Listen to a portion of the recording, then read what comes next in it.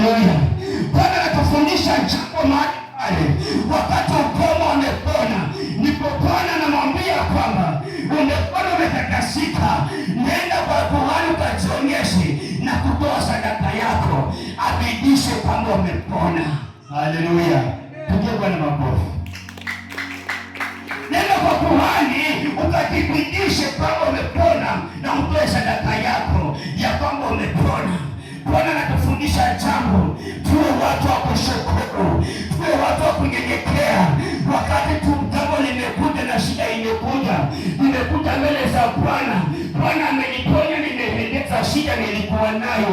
Maana mimi nilikuwa na tabu, mimi mchungaji nilikuwa na shida, na mchungaji limeondoa lile jambo, limeisha.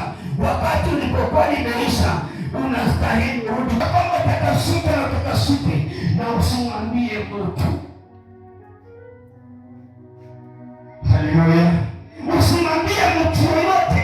Kwa sababu gani?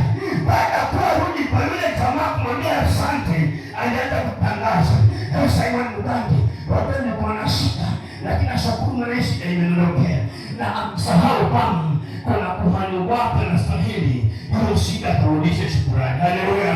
Anaanza kuropoka mtaani, hata yule kuhani wake ambaye alipeleka ujumbe ya kwamba ile tabu imeisha, haleluya, unarudi tena kwa kuhani. Naomba tena niombe. Bwana sasa anatufundisha ya kwamba tuwe watu ambao tujifahamishe kwa kuhani na katoe sadaka zetu na ubidisho wakati umeleta shida na Mungu ameiombele kama imeisha.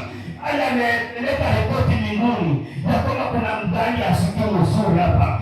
Yesu yule kamponya huyo mgani. Wakati mgani amepona, anastahili atie saini tena kwa mbinguni ya kwamba tayari mgani amepona. Ile shida haitarudi tena. Haleluya. Bwana sasa. Bwana sasa.